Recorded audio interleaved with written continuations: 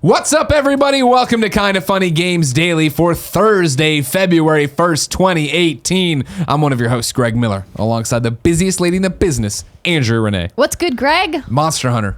That's right. You like it? I've been up late the last couple of nights trying to catch up on PS4. On Tuesday, we talked about how I made the fatal error. Don't listen to Brittany Brownrocker. Xbox It's been known for years. I'm caught up. I'm in the wastes now, so I'm in the second area. Yeah. I'm ready to go. I'm ready to team up with people and take down some monsters. You, me, Kevin, and Gangster herself, Jen. We'll get out there. We'll do this. Yeah, we'll sounds good. Yeah, I still am not quite confident. I know how the online system works. Oh boy, is it easy. It's easy once you figure it out. No, it's not. That was me being sarcastic. You're being facetious. There's pieces of it that are easy. It's Yeah, just when if you you want to wanna do the do story mission expeditions. and it gives you the wrong information on why you can't do the story mission. Yeah, That's you gotta confusing. wait. Yeah, because you have to like watch the cutscenes separately, Yeah, right? that's dumb. So So you have to dumb. all have to go in there, you see the monster, the cutscene plays, then one of you quits and joins on the other person. Yeah, That's a dumb way to do it. It That's is. very, very, very dumb. It's weird. But Maybe it's they'll fun. patch it. I don't know. Yeah, who cares? By then we'll be way past it. Yeah, we'll all be right. out there just doing, the optional quests and getting everything. I'm sick of seeing Grimecraft's cool armor. I gotta get it. His Yeah. armor's so cool. Wait, what kind of armor does he have? Oh my Well, god, he's changing it. Every time you look at him, he looks better. He looks more and more crazy. He had the looked like- giant cat head for a while. I was very stoked about that. All I want to do is I got to get to Hunter rank 6, which isn't that high. Yeah. But I got to get there and get the Horizon stuff before that goes away next week. Oh, goes So that's away coming. next week? Yeah, Shuhei tweeted out. I think he said the 6th is when it goes away. Why? Maybe The game just launched. because they want you to buy it. Fucking buy it, Andrea Renee. Get Yeah, out there but- and buy it. That's ridiculous. Hey, man. They should slow it down. It is. I did read. I want to give a shout out. Oh, that is a really badass. Yeah, show it to the armor. YouTube video. That's Grimecraft right there. Do you think it is? Show the cat head too he had on if you got that in there. He's got the same. It looks like he's got the same legs. The gauntlets on. No, the legs on that I have on. Oh, okay. The Vespoid, I think I have on. Because I've just been doing a bunch of investigations. Have you done any of these yet? A few of them, It's yeah. a good way to grind, get Right. some materials. What things Kevin like and I that. do is we try to play the story stuff, and then we'll go back. Like, we were out of sync, so I was going back and helping him with his stuff. So then we're just all over the place. And Yeah. now he's getting ahead of me. So I do want to give, for people like me who are new to Monster Hunter and having trouble kind of understanding all of the systems, Games Radar did a really nice write-up about if you're a Destiny player, let me Ooh. explain Monster Hunter in terms of Destiny so it might be easier for you to understand. All right. And so I was reading through some of their guides and they were well done. All right. Oh, here we go. This is the cat head that Grimy has. Oh my gosh, that is That's- amazing. I don't know why he'd ever change that. That looks amazing. That looks Look awesome. at his Yeah. Calico's helmet. Yeah. So I got cool. some guild cards from a couple Yep. people that were in my Yeah, yeah. online session last night, and their armor is outrageously Yeah. awesome. And I was like, "Where did you get that?" Kevin and I are playing They're like e- level 25 or Kevin something. and I are already. playing every night, and I feel like I'm just making no real progress. I'm having a Yeah. great time, but I'm just not. I It's need to sit there it's for a lot, weekend. Yeah. And especially like if you're like me and you've been playing solo the whole time, like Yeah. if you have trouble because the monsters when you're solo are just such bullet sponges. Mm-hmm. That like if you don't get them or you faint or whatever, you have to go back Yeah. and do it again. It's like you feel like you're making no progress Yeah. whatsoever. But what a ride! Yeah, Monster If you didn't Hunter. know, ladies and gentlemen, this is Kinda Funny Games Daily. Each and every weekday on a variety of platforms, we come to you with the nerdy video game news you need to know about. Once we give you that, we jump into your questions, comments, and concerns, bad PSN names, and so much more. You need to be part of the show. Go to kindafunny.com/KFGD. Submit whatever you want. Get on the show. Have a good time. Then you can watch it as we record it live on twitch.tv/kindafunnygames. Of course, if you're watching live, you have a job. You need to go to kindafunny.com/you're wrong. Tell us what we screw up as we screw it up so we can set the record straight for everybody watching later on youtube.com/kindafunnygames or listening later on podcast services around the globe. Housekeeping for you. Today we're brought to you by Me Undies and Pro Flowers, but I'll tell you about that later. For now, let's begin the show with what is and forever will be the Roper Report. Time for some news. What's that all about? What's your excuse this time?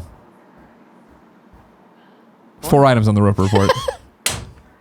Oh, Baker's doesn't. Oh, come on, he's Kevin. just- you know what I mean? I was just complimenting you on how you have such great energy. But I was seeing the comments on the Reddit thread or something the other day where people are like, they like that he keeps it up. He switches it up. That's You the never know what he's thing. gonna be. I gotta change it up. I was really excited. I had a lot of energy that I had to pin down. He's got to pin that energy on. Can't burn it too early. There's a beeping outside. We don't think it's a. Oh, it's Greg! Kevin's phone. Oh my God. Greg, I got more lives. Did you see my tweet earlier today? No. We're in here recording this video at like 9 a.m. We did the first take. The video, his phone starts beeping. And I go, what is that, an alarm? He's like, that's an alarm. I'm like, okay, is it that you have to start setting up for Kind of Funny Morning Show? And he's like, oh no, it's that I need to play Disney Emoji Blitz. Because the lives unlock after a certain amount of time or whatever. And so there it is again. You have an alarm set up for when your timer is up. Look, there's an event. There's an Okay. event happening right now. Okay. And there's literally like 10 hours left. And I'm so close. Actually, I mean, not to brag, but I just finished it. I finished the event. I got really excited. Congratulations, we can't Kevin. can't throw stones from our glass house and all the stupid things we've done for video games. I'm not mad, but maybe don't have an audible alarm when we're recording a show, Kevin. Just a thought. We weren't recording a show when the recording had just ended. First item on the report, Red Dead Redemption 2 has been delayed but given a new release date. Rockstar put out this letter. Dear all, we are excited to announce that Red Dead Redemption 2 will be released on October 26, 2018. We apologize to everyone disappointed by this delay. While we had hoped to have the game out sooner, we require a little extra time for polish. We sincerely thank you for your patience and hope that when you get to play the game, you will agree the wait will have been worth it. In the meantime, please check out these screenshots from the game. We look forward to sharing a lot more information with you in the coming weeks. With thanks, Rockstar Games. Womp womp womp. Do you care? I mean, I'm not sad about this because they never gave a hard and fast they said release spring, date. Right? That's what we were playing with earlier. Yeah, so it's just a couple of months. Like, I think this would have been like a sad trombone moment if they had delayed to 2019. Sure. Now the question is, do you think that's still possible? No, I don't think so. That's on the table possible. They're I don't Rockstar. No, I don't think They're so. perfectionists. I know they are, but they gave a firm date. I don't think they're going to delay again. I'm just saying it's possible. Yeah, I think they're fine. When it went out, like I saw this morning and retweeted, I was like, yeah, great. And it was like the PS2 anniversary, which is what I always think of for October 26th, North American release date, 2000. Never forget. 1201 in line at Meijer, number one person there. But I was like, oh yeah, great. And some kids were like, why are you excited for a delay? And it's like, because 2018 is already stacked with amazing fucking video games. Like I think on all the other shows, go ahead and kindoffunny.com/wrong. I feel like whenever we talk about this on Gamescast as a spring thing, I'm like, I could easily see this slipping. Like it doesn't strike me as something that I was super locked into. Where the fuck Spider-Man? That's where I'm at. Where the fuck is Spider-Man? Don't know. Apparently it's done. This Brian guy over there, they just want to keep cashing Marvel checks. I should probably write into somebody at Marvel and let them know they're getting Shanghaied, as they say. You can probably still say that, right? Shanghai, is that a thing you say? I've never heard that term. No way, really, Kevin. Give me a minority report on if I'm like don't like, I actually look at a computer. Is saying something? You got Shanghai? It's fine. Is that fine? No, I guarantee you, no one knows what. Have you ever heard of it before? Oh, I know what it is. Okay. Yeah, but it like, doesn't. Now that I say it in 2018, you're like that doesn't sound like something you're saying. I always think this name should be Sharon, but maybe it is Sharan. Why? Well, I moved I paste in from the Google Doc I get with all the questions at kindoffunny.com/KFGD. So sometimes the line breaks are weird. Like next one is Low Keenan, but it's like, anyways, doesn't matter. Sharan writes in and says, hi. With the news that Red Dead Redemption is coming out October 26th, I noticed the release date is a Friday as well. This falls on a Friday. Other games such as God of War also have Friday release dates, which got me thinking, is Friday the new date when games drop? Andrea, games have been coming out on Tuesdays for as long as we've ever known games coming out. A lot of media has always traditionally been Tuesday, like new album releases, new books, things like that on Tuesday. But we've been seeing Friday release dates for video games for the last couple of years. It's becoming a lot more common. Even some major franchises like Call of Duty, for example, coming out on a Friday. And that's always the thing, right? It's always a major franchise. It's always a major video game. I think it's those tentpole event AAA games that shoot for a Friday. I like it. I do too, because it then gives you the weekend to play with all your friends. I've always thought, I'm not saying we need as an industry move away from Tuesdays, but video games tackling Fridays and mimicking movie structure, I think makes more sense in the way that, especially now that these are blockbuster releases similar to a blockbuster film, it is that, yeah, all right, cool. You get to go home from work and you have a new game and you get 2.5 days to play through it and not have to worry about going to school, going to work, your real responsibilities. I agree. I don't think you're seeing everybody move to it. I mean, not yet anyway. I mean, Tuesday is still a very popular day. Of course, yeah. Sound like Rocco's Modern Life. Kevin, did we get anything on Shanghai? Yes, I got it right here. Andrea, what do you got for me? So the term dates back to the 1800s and the age of sailing ships, when ships needed crews, but working conditions were so bad that crews were often obtained by trickery, bribery, force, and outright kidnapping. Sometimes a man would be offered drinks until he passed out and then would awaken on board and underway. If I had a nickel. But I mean, so basically, it means. No, why is it offensive? Can you say that? That's the thing. How do you find out if Google is Shanghai is saying you got Shanghai offensive? To Shanghai someone is to Google kidnap or something? trick them into working for you. The traditional way to Shanghai someone is to drug him and put him on a ship. Okay. The Shanghaied person would wake up and find himself at sea, often on a long trip, like to Shanghai, China. Okay, so no, not offensive. Greg's made his decision. Thank you. I'm going to Shanghai all of you into saying Shanghai now. You got to stop. This is the word of the day, everyone. I don't care. Everybody call your customer service reps at your cell phone places. And you just yell at them, I'm being Shanghaied. See what happens. I don't read the chat often to you, but Yeah. Mr. Yasman 300 says, how old is Greg?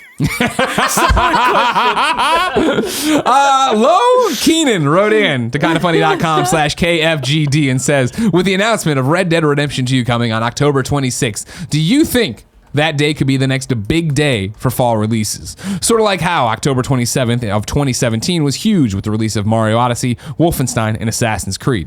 Or do you think Red Dead is such a powerhouse that people will avoid releasing on that day? Love the show. Keep up the good work. Lo Keenan.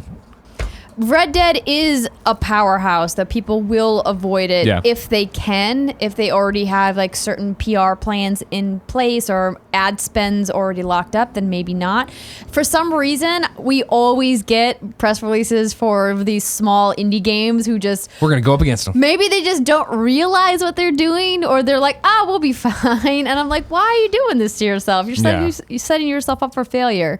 Of course, there will be other games that come out that day without failure, but I mean, I think most savvy marketing people want to avoid, launching that same day if at all possible. 100%. I mean, like, don't get me wrong, last year was huge. Mario Odyssey, Wolfenstein, Assassin's Creed, but all of those are different things. Mario's Mario and is going to sell extremely well, obviously, as we talked about yesterday, but the fact of the matter was the Switch install base wasn't so dramatic that you had to worry about 70 million people trying to get that game. Whereas now that you are with PlayStation 4, Xbox One, there's so many of those out there. Absolutely. Red Dead's a juggernaut on another scale, whereas Wolfenstein, didn't do as well as people wanted to at launch, and I know it's made up some ground here and there. Assassin's Creed had taken a year off and came out, but again, it was a wait and see thing. No one's waiting and seeing on Red Dead. I think you're going to see tons of people today, and that date's out, and they're like, "Fuck, all right." It might even be moving out of that week. Get away from that date on both sides, because again, it's a Friday release, so it's rare, but on top of that, just get away as far away as possible. And I think that Red Dead has such a positive wave of influence out already that I would be confident that we could not see a single gameplay demo from this game between now and launch, and it still would sell 10 million copies. Which I would love them to do, but they won't. Day. They won't, but I wish they would. Yeah. We're still going to get more stuff and more videos and everything else. Of course, we want to see more. I don't. You don't? This was always my thing. I do. My thing with GTA 5, which I really wanted them to, would have, if I was there and I was spitballing PR plans with my no PR degree, business degree, I would be like, hey, you know what I would do? We release one video, it's a black screen, and then the logo fades up while there's dialogue from who would be, go on to be Trevor and Michael and all these, nothing. Because I think that game, GTA 5, would have sold exactly the same, and maybe even gotten into more things, more magazines of Rockstar is doing the weirdest thing anyone's ever seen in video games, and they're crazy enough to do it. This franchise is big enough and crazy enough to do it. I don't think Red Dead's the exact same. I think Red Dead, you do need to show things. It's only Red Dead Redemption 2, it's technically a third, but it's the second in what this version of Red Dead is. I think you need to show that and do it, but a GTA that was just hey, radio silence ends and they flip a switch and hey, GTA is going to be out in a month. Here's the logo. We'll see you on that day. That's all we say. Fucking hell. I think they could get away with that now, having built up this amazing reputation with GTA 5 and more importantly GTA Online. Sure. Yeah. I don't think they had that same kind of goodwill coming off of GTA 4. Really? 5 made $1 billion. Well, I see what you're saying. Okay, that's an interesting counter. I was going to say 5 made $1 billion or whatever in 24 hours, but it made $1 billion in 24 hours after showing you so much of the game and how it had changed, and it wasn't the morose story of Nico and his cousin Roman. Nico, cousin.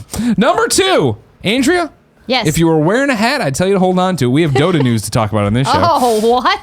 Dota 2 is changing the way it does patches. This is via the head dev on Twitter. Over there, Ice Frog wrote, We want to try taking a different approach to how gameplay patches are released.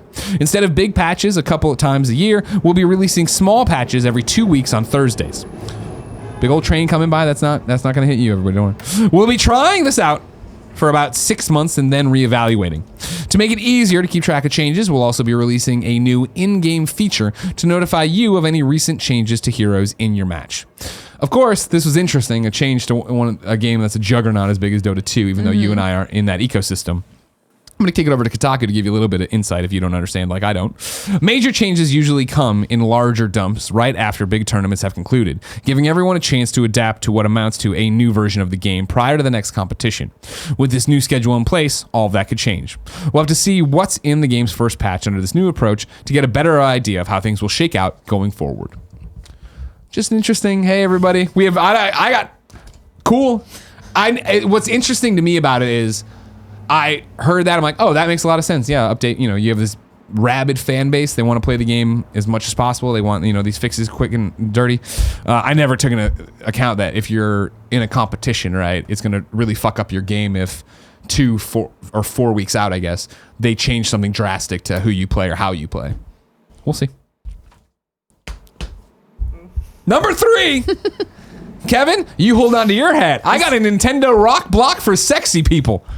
I just called it that because there's like a million little Nintendo stories. There's a lot of Nintendo stories, yeah. Let's start with this one. Over on Twitter, Nintendo tweeted, #Nintendo Switch Online will launch in September 2018. What?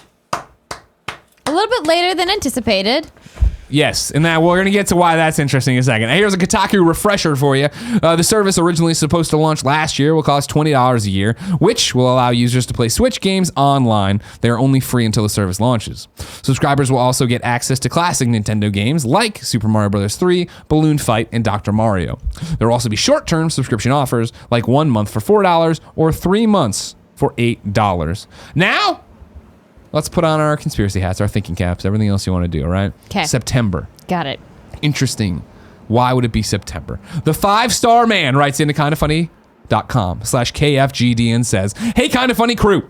I'm curious if you think the announcement of Nintendo's online service launching in September at all affects our chances of getting some sort of Smash Brothers announcement to coincide with the service's release. If Smash was coming, do you think they would have announced them simultaneously, or will it get its own direct style announcement?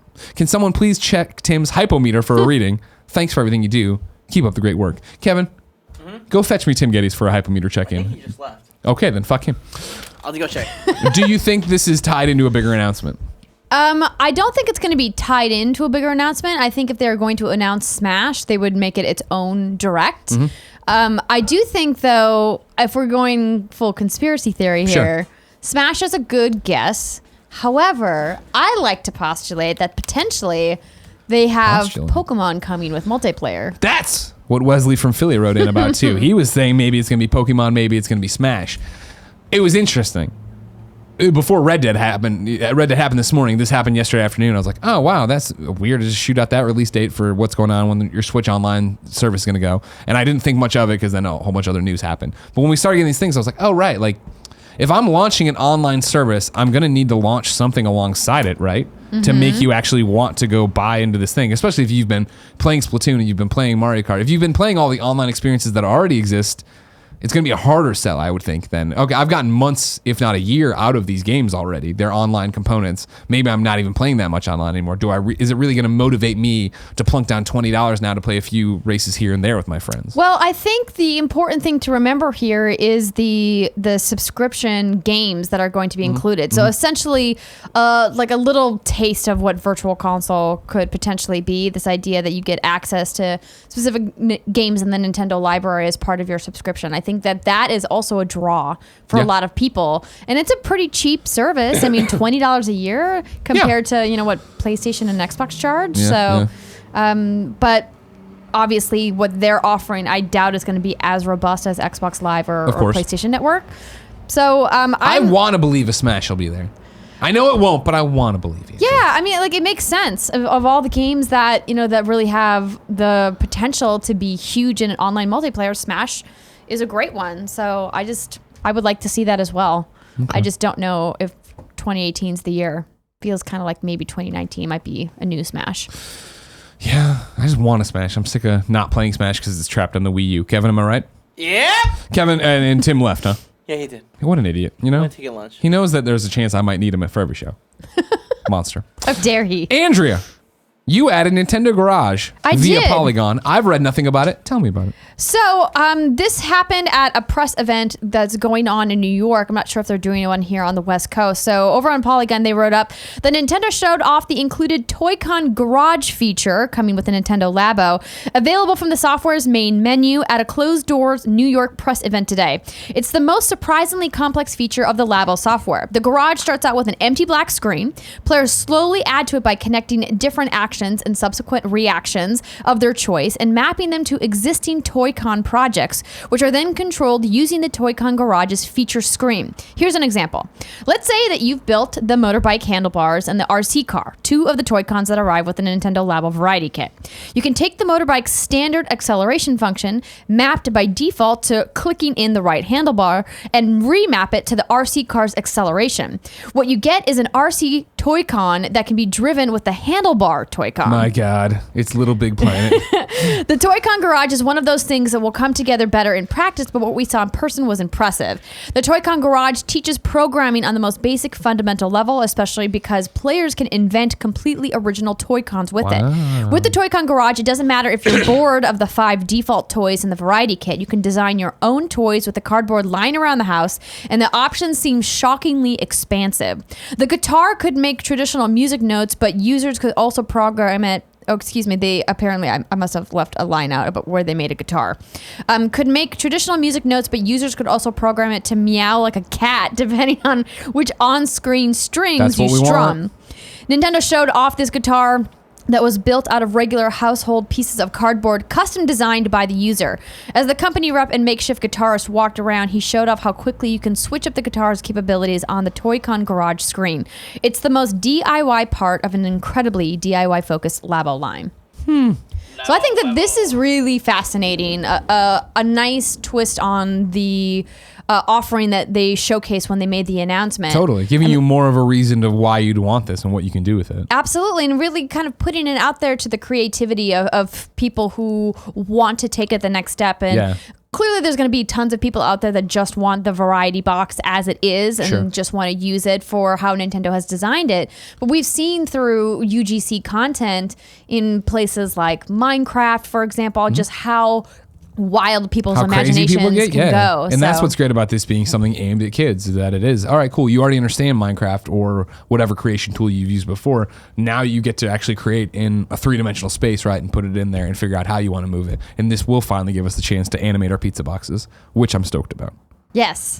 Cardboard lying around the house, Kevin. We can do whatever we want. So I was unclear as to whether or not this is a separate piece of software to the Variety Kit or to the Robot Kit, or if it's included, the Toy-Con Garage, that is. From what you read, I think it's included. In the Variety Kit. Nintendo showed off the included Toy-Con Garage feature, right? I would think that's included with whatever variety pack they were showing or whatever.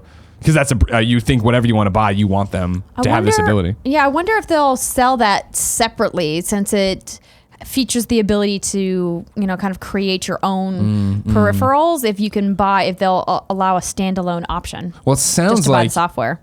Well, here's my hypothesis based on what I heard for the first time here. I think it's included in whatever variety pack you buy or whatever you buy, and it's like it says, it starts off black, an empty black screen, right?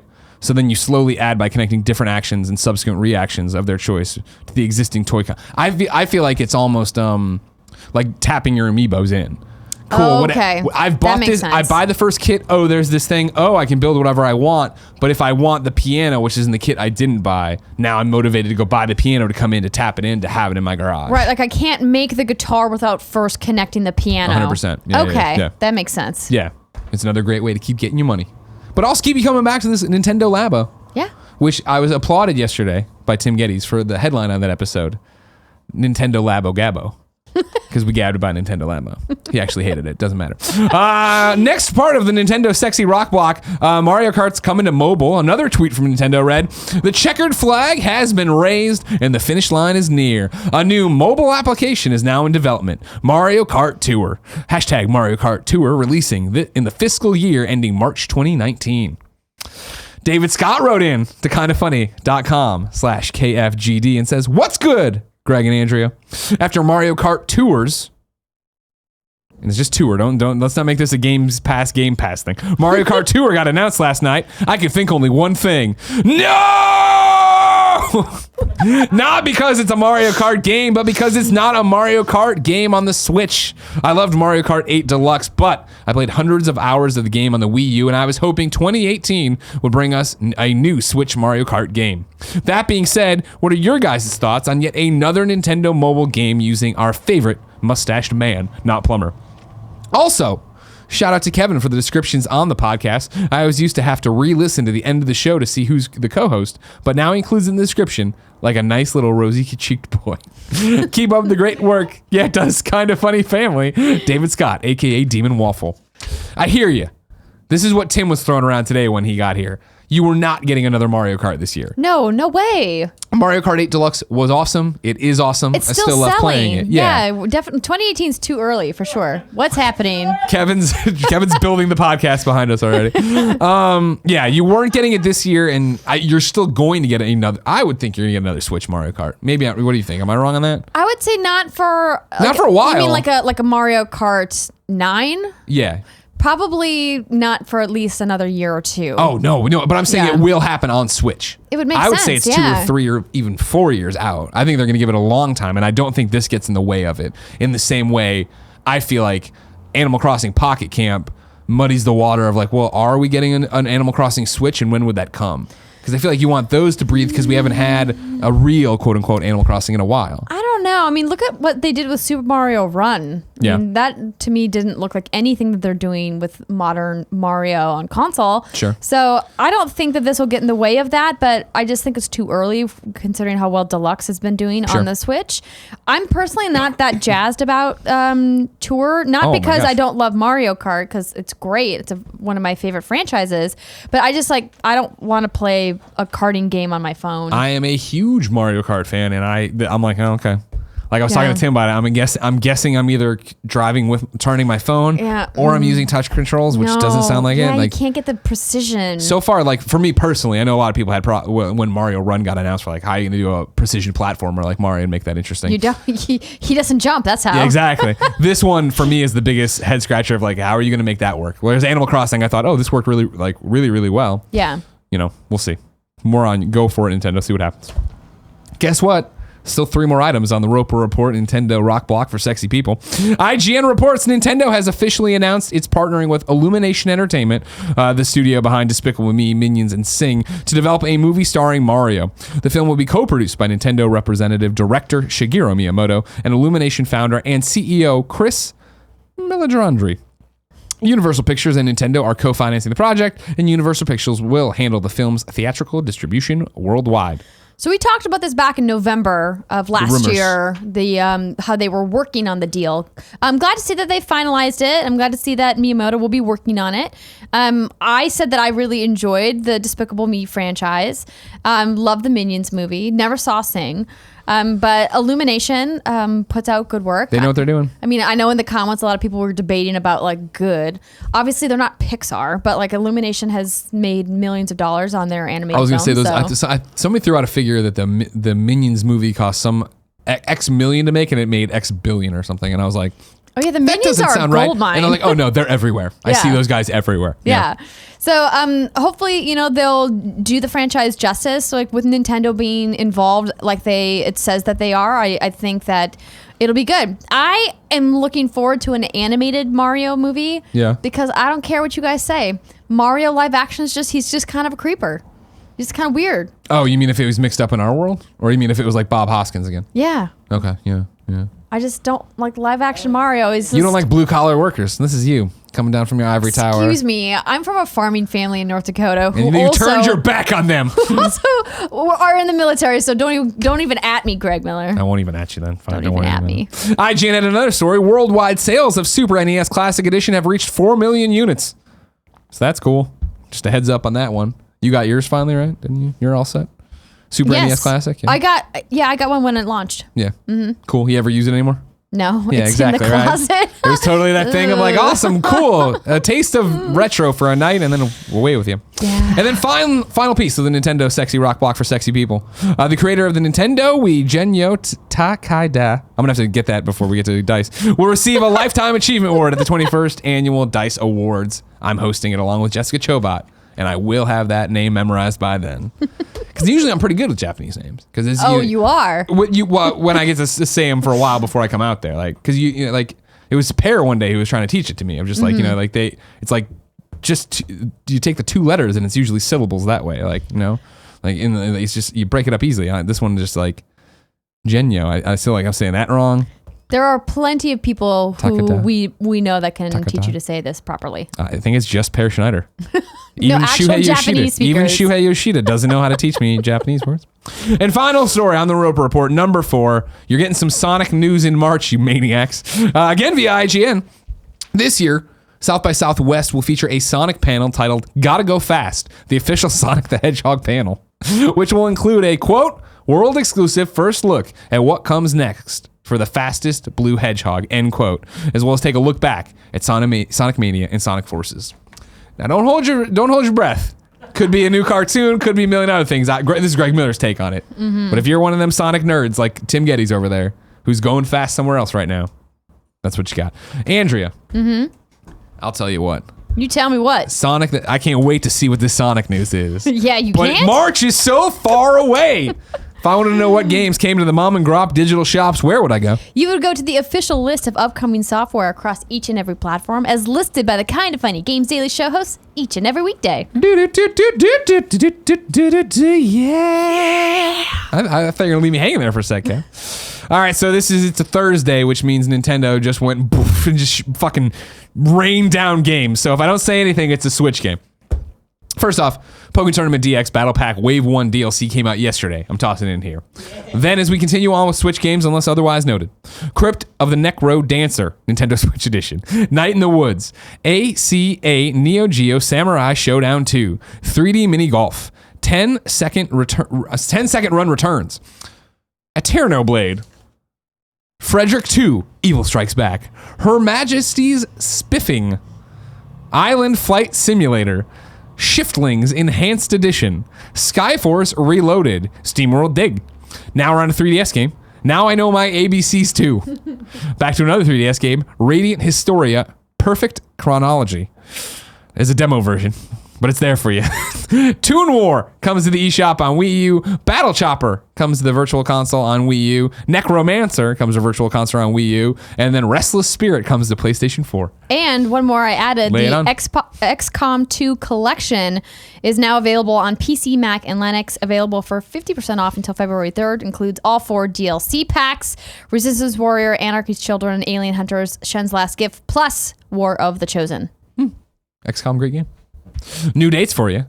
Gigantic servers will officially close on July 31st. All heroes have now been made free. Ski Hard, Loresbrook 1978 on PC comes out February 9th. Raging Justice comes to Xbox One, PS4, Switch, PC, Mac in 2018 sometime. Total War Saga. Thrones of Britannia comes out April 19th. Surviving Mars comes to PC, Mac, Xbox One, PlayStation 4 on March 15th. The Town of Light Deluxe Edition comes to Nintendo Switch this spring. Zombie MMO Dead Maze launches February 13th on Steam. And Claws of Furry comes out on Switch, Xbox One, and PC this spring. A lot of games, a lot of stuff to talk about today. Are you excited for Claws of Furry? I don't know what it is. You can look into it while I get ready for reader mail. Okay. Because first, I'd tell you, it's brought to you by MeUndies and Pro Flowers. You want to look good with your significant other this Valentine's Day, right?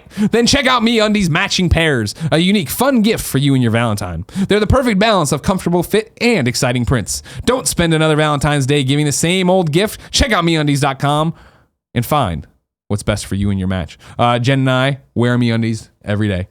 I actually liked my MeUndies so much that when she wanted some of her own, I ordered more MeUndies and threw away my non-MeUndies. I am a MeUndie exclusive person. Wow. It's true. It's true. They're too soft. They're too good. This isn't part. Well, it's part of the ad, but it's not part of the ad. And I paid full price for it. You don't have to.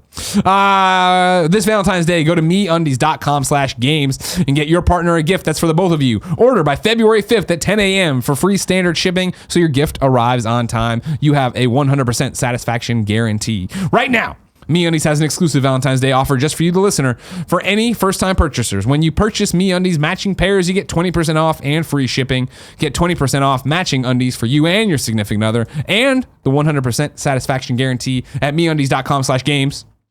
This will be the best Valentine's Day gift you will give. Start matching your bottom half to your better half. Go to MeUndies.com/games right now. Our other sponsor, Andrea? Yes. Pro Flowers and Sherry's Berries. Kevin, go get those Sherry's Berries. I said we'd have them for you on Thursday. We got them on Thursday. I had one already this morning. Pro Flowers and Sherry's Berries have teamed up to help you really impress your Valentine this year with their perfectly paired collection. Go ahead and think inside the box with this Valentine's Day. This really is a one-of-a-kind gift. Your flowers and dipped strawberries arrive together in a beautiful, specially designed box that keeps your flowers fresh and your berries cold, guaranteed. Right now. Did you eat one already? Kind of Funny Games Daily Show listeners. Did you just put the whole thing in your mouth, you Well, how animal? do you eat it? You gotta, I mean, they're too large to do that, you monsters. Oh, no, we got big mouths. We got big mouths. Oh, my Go ahead. Beautiful box. Keep it. Right now, my listeners get 20% off any one of their perfectly paired combinations or any other gift over $29 with the promo code KF. Did these get sent to the office? You're damn right they did. Did we eat a whole bunch of them? Yeah. Did we save some for Andrea, though, because we said we'd do it on Thursday? We did. Everyone took home flowers for their significant others last night. We all had a great time. Pick your delivery date. It's guaranteed. Customer satisfaction is number one on your money back. There's only one way to get these at 20% off or anything else over $29. Go to proflowers.com today. Enter my code KF at checkout. Proflowers.com, code KF. Get some berries, get some flowers, have a good time. I dropped some chocolate on the floor, sorry. It's okay. Witta's dog's not here today. We'll get that cleaned up later. Ain't that right, Big Kev Dog? Yeah, he can't. He's got berries in his mouth now. He can't do. Yeah, I understand. I've been there, buddy. Where do I want to start? Oh, here we go. I think in with everything we've talked about with the Red Dead today, this is a good place to go. Adam, a.k.a. Brennrambles, writes in and says, "Hey, Daily Show hosts. The other day, a friend and I were talking about how long is too long to wait for a game, like from first announcement to release. My friend thinks 2 years from announcement to release is too long, and it should be more like 6 months. To me, I find 2 years to be the sweet spot. Don't get me wrong, I would love a game's wait time to only be 6 months, but 2 years is perfectly fine. What do you folks think is the ideal wait? Is 2 years too long? Anyway, thank you for everything you do and always keep me entertained. Adam from Ottawa, Ontario, Canada. P.S. Can we finally get a meet and greet here in Eastern Canada? Probably not. How long do you like the wait for a video game? I think that 6 months, is just a little bit too short. A lot of times these developers have trouble keeping their project under wraps as it is with a 2 or 3 year PR cycle. And they really want to control the message as to how their game is launched. No game developer or publisher wants their game to be leaked because somebody's working on a presentation on a train and somebody takes a photo of like their computer screen, right? Like, yeah. They don't want the release to be that way. It's very anticlimactic for everybody and kind of goes against all the hard work everyone's doing. Yeah. So I think in that vein, keeping it secret for up until 6 months before it launches is challenging for a variety of reasons. Sure. So I think that that's probably a little bit unrealistic. Hats off to Bethesda for really pulling it off with Fallout. But if you remember, there were plenty of leaks. We had so many leaks for Fallout. Bethesda's walking around MIT right now. Everybody's like, what? Yeah. So I think that that's not reasonable. 2 years is nice. It's a good sweet spot. 2 years for me, I feel starts to get long on the tooth. Really? I like year and a half. I like cool. Here, I get a trailer and an announcement at E3, and then the next year at E3, there's a healthy part of the demo, and it's coming out in the fall. Kind of like how Monster Hunter World did their their PR campaign. Right. It was announced and released relatively quickly. Yeah, and I just saying how much time is so hard because it all slides so much. I'd feel it's really more the question is based around don't show the game until you're really confident with where it is. I feel like indies screw this up a lot, where, hey, I have this great idea for a game, they show it, and everyone at that first PAX is like, holy shit, Below, holy shit, Y2K, oh my God. And then you see it in the next PAX, the next PAX, the next PAX. And eventually, like, they've just lost so much of that draw, right? Supergiant was great about it with Pyre and with Transistor even, where it was like, here's this game, it's coming out real quick. We're super confident with where we're at and where it's going to be. And they got it out and kept that, the tail they had of excitement for it. Whereas I think you can gamble that away so quickly because there's always an amazing game coming out. You can, absolutely. It's a good point that a lot of indie games do suffer from that. I mean, I don't want to like pick out anybody and throw them under the bus as like, I've seen this game at PAX like 3 or 4 times, but we all know what these titles are. And I think, it's tougher for indies because they run into a lot more challenges in the development cycle. God damn it, Kevin.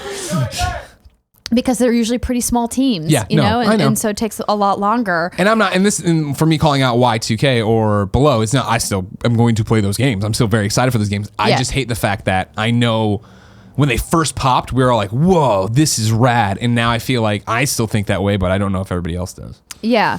Honestly, I don't mind.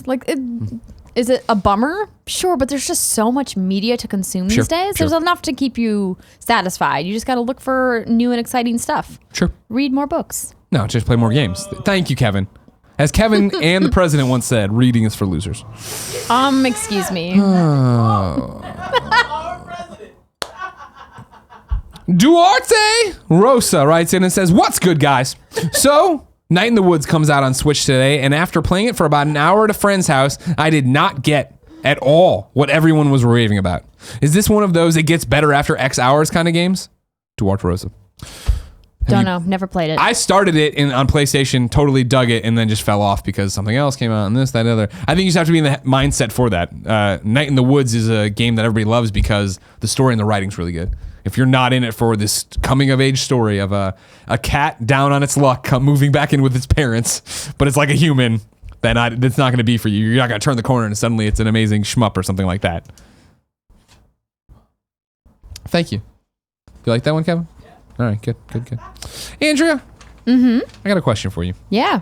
Pedro writes into kindoffunny.com/KFGD and says, I have a Paragon question for Andrea. Is it right to ask for the full refund? If you enjoyed the game for hundreds of hours or even thousands of hours, is it right to ask for a full refund? In my opinion, it is not. It is unfair to the developers that worked on the game for so many years, but maybe I'm missing something. What do you think? Because we talked about this the other day, right? On Tuesday, we were back together. Yes. So, Pedro, know that the developers are not losing any money from you getting a refund. Epic Games has lots and lots and lots of money. They are perfectly capable of issuing refunds. They would not have offered refunds for every person if they could not afford it. 100% guaranteed that's true. So I don't think that you should feel bad, but if you want to not request a refund because you enjoyed your time with the game, that's okay too. I went through the refund process. It is not simple. You have to have like the dates of your purchase. You have to attach images of your receipts. You have to fill out this whole form. So that just enough of a hurdle that there's probably going to be thousands of players who probably intended to get a refund that are going to be like, it's not worth the time. Well, I think that's the point of it, right? To what you're saying is true, and what this is an olive branch to the hardcore player. In this case, Paragon. Hey, we know you loved this. We're sorry we're stopping it. It's not fair because you're invested, so we will give the money back. And it's one of those, so many people probably spent money on this and are never going to invest in this or never pay attention to this, never care about it. But for the audience that, man, I'm so bummed they're taking this away, it's Epic's one way to be like, hey, let's meet in the middle on this. We know this sucks. We want to keep you somebody who thinks of Epic in a positive light and not have this experience of the plug being pulled, ruin it for you. Absolutely. It's a gesture of goodwill. And one of the things that is one of the first questions they ask you in this form if you're requesting your refund is, do you want your refund in the form of Fortnite V-Bucks. Yeah, which is a great way to keep you invested in the Epic system. Yeah, absolutely. So they're saying like, hey, like if you want, we can just roll all that into the currency of another game and get you in there instead. And I think that that's a good option for people who are interested in playing, Save the World or Battle Royale as well. I don't think that it's wrong, to answer your question, because they offered it. I think if they hadn't offered it and then you demanded it, this would be a different conversation. Sure. I feel like I got my money's worth, but we were talking before the show about how I have probably $300 of transactions in Paragon, but I could only find receipts for like $90 worth of it. Yeah. So if I only get 90 back instead of 300, that's fine with me. If I get nothing back, that's fine with me too. Like, I'm not going to sweat it because I had a lot of fun playing Paragon. Big ol' JBR writes in kindoffunny.com/KFGD and says, hey, Greg and Andrea, how does the PlayStation Plus process work? I imagine Sony goes to the developer of the game and makes a deal with them for the game on PlayStation Plus. Here's what I would like to know. Is the amount of money given to the developers for having their game free for a month enough to fund a good portion of their next game? Greetings from Florida, your friend JBR. We've talked about this here and there. It's when we've never had. I don't want to say never. I forget if anybody's ever gone super on record about all this different stuff. The way we understand it is PlayStation approaches a developer or publisher, depending on what's happening. Says, we want to do PlayStation Plus, we're going to give you this amount of money for the game, and then they decide if that's good or bad, or if that's what they want to do, or if the what they not want to do. Yeah, the deals, from my understanding, are all structured on a case-by-case basis. And a thing that's important to remember is the vast majority of these PlayStation Plus games are games that were previously released. So if they hadn't done a deal with PlayStation, nobody would maybe be searching out for their game, right? They would just be like, it would be sitting there on the PlayStation Store, not getting any clicks. But because it's being featured after launch, they're probably able to do that feature and put that game out there for free at a highly reduced cost to both, the developer and to PlayStation, because it's, they want to put it up, prop it up. And, those features can help drive DLC sales. We've seen Ubisoft in particular, to call out one example, doing a lot of these free weekends where you can get in and then you can buy the game at a discount because they are doing these games as services. So they know, like, we'll get you in the game for free. And then once you're in, you'll like it so much that you'll want to keep coming back and hopefully buy, cosmetic items and things like that. I've been getting back into Rainbow Six and jumping into the store and looking at all of the skins and things that are available for, like, not only characters but guns and things. Like, I was like, wow, there's a really robust, like, cosmetic offering there. So yeah, you nail it. I think that's the other side of the coin with this, where cool, you have the numbers, you see the data, you've seen, your release up here usually, and then steady decline in sales. And so if PlayStation or Xbox comes to you and like, hey, let's do this, it is a question of, well, if current trends continued, would we make as much money as they're offering us? And then also, what if we have DLC out and we want people to go buy that? It's a great way to get you back in the conversation, which so many games struggle with. The flip side, of course, is something like Rocket League, where it is a day and date. We're out at the gate, and I think that for Psyonix, I forget if they talk about it in Danny's documentary, but like that must have been a huge conversation for them of, well, we don't know how well this game would sell without PlayStation behind it. So let's do this. We do it. And then suddenly it is this game that everybody got in and realized was amazing. And then they're great with their microtransactions of cosmetic items and then putting it on every other platform. And you see how well, they're definitely the poster child for PlayStation Plus success. They are the exception, not the rule. Yeah, exactly. Right? Yeah. And that's the hope, though, is that you get a game out that way and word of mouth and all these different ways it spreads and it becomes something. Yeah, absolutely. So is it, your question, JBR, is it enough to fund their game or a good portion of their next game? Who knows? That's on that developer. That's on that side of the team. I would doubt it usually. But. It also depends, like, if your game is like a small standalone experience or if you have like multiple items of post-launch content. It really depends. Final question. Let's keep it about business and money, but our business and money. Alex writes into kindoffunny.com/KFGD and says, hey, Greg and Andrea, I have a quick question in regards to supporting you guys through Patreon and your respective merch stores. And I was wondering which, if any, were more beneficial to you guys as creators. Does a $1 a month Patreon donation benefit you guys more than, say, buying a t-shirt from Rooster Teeth or Teespring? If I want to give you guys the best bang for the buck, what ways would you recommend? Or is it all pretty beneficial one way or another? Thanks and keep up the great work, Alex. Well, supporting Kind of Funny, or if you want to support What's Good Games, Patreon is definitely the best way to directly support us because the margin for how much Patreon takes as a platform is pretty low for the service that they provide us as creators. I love offering merch through partners like Teespring for us because it gives us an opportunity to kind of have that unique connection with people who listen to our show. So when we're out at places like PAX or PSX, we can all kind of like, wear our shirts together. And I'm sure it's the same for you guys. It's kind of funny, but like the margin there is we make so much less money on merch because the cost is so much higher. I mean, they've got the raw materials, they've got the printing and the shipping and like the whole back end process of them taking your money and processing it. Sure. So because of that, we make a very small percentage compared to people donating directly or pledging directly on Patreon. Yeah, I think that's all true for us as well. What I've always said, of course, is that I wouldn't worry about it. It's whatever benefits you the most. You know what I mean? If you get the value out of the $1 pledge on Patreon, knowing you're helping us out and then getting access to watch a show live or watch shows early as we put them up there, that's great. If you'd much rather just have the t-shirt for some reason, or not some reason, but you want the t-shirt, you want the cup or whatever, do that. If you want to support on Twitch, remember Amazon Prime, you got free Twitch Prime, you can do that. You should do that for us. Even if you don't watch us on Twitch, no big deal. It's whatever you guys want though. Don't worry about it. But I mean, even just watching a video is enough support, but don't worry about it. Yeah, exactly. Enjoy your life and your money. Please give us a lot of it, but enjoy it.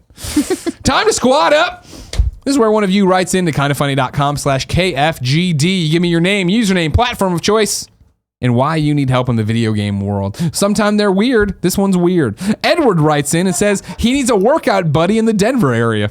Edward says, I know this is a little unusual, but I would love to find a Kind of Funny best friend who wants to work out and get fit in the Denver/Boulder area.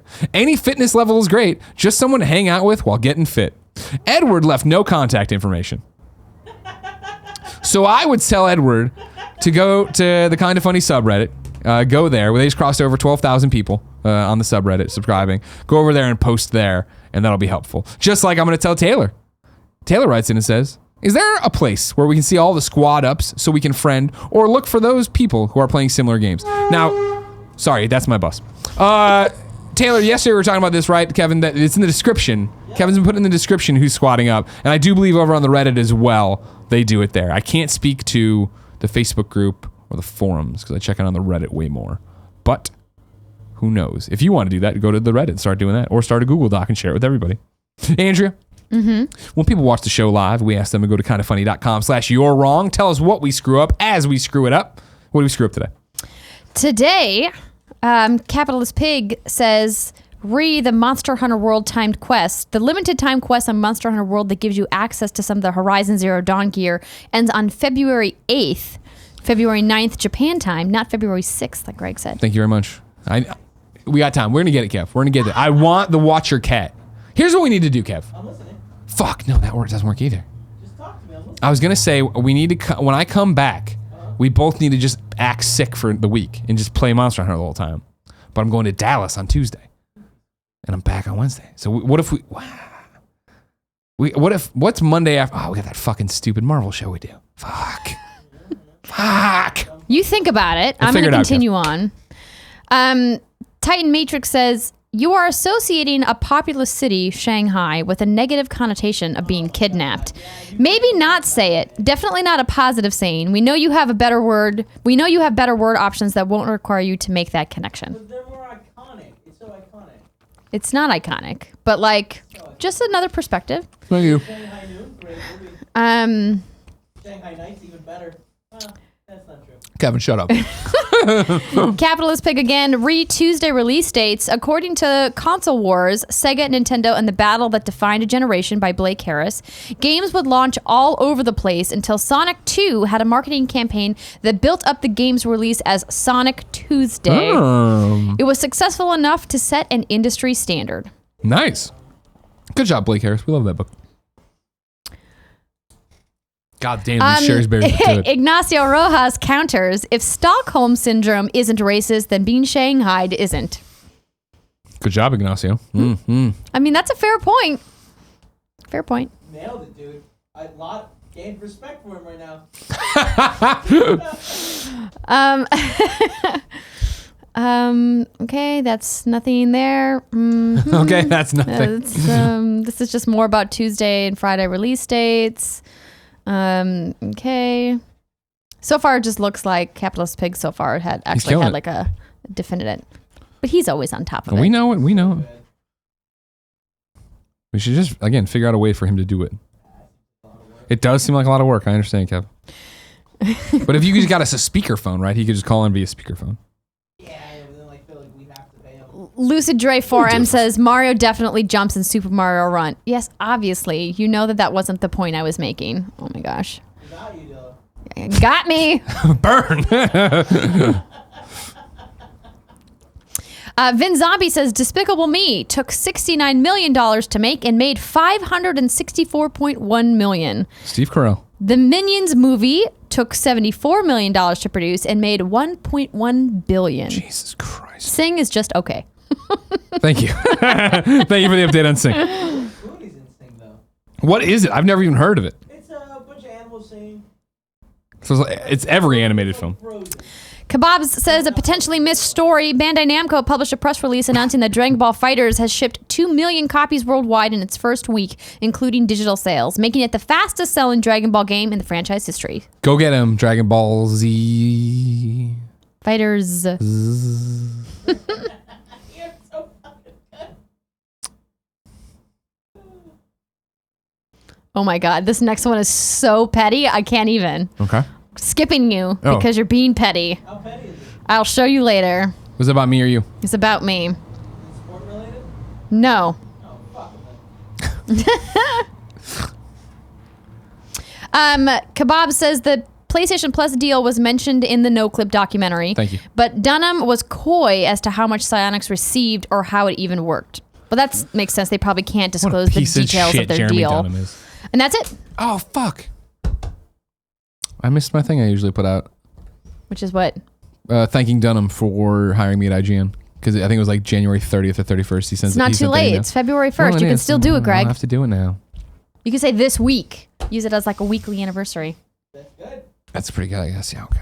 Ladies and gentlemen, this has been Kind of Funny Games Daily. Remember, comes to you each and every weekday on a variety of platforms. Twitch.tv/kindoffunnygames. Where I'll stick around right now and read subs and tips after this. If you have Amazon Prime, you have Twitch Prime. We'd love if you gave your 30-day subscription to us. You have to renew it every 30 days. I know it's annoying. I know if you're listening to the show in your car right now, your kids asleep in the back seat, you're like, I don't care about Twitch.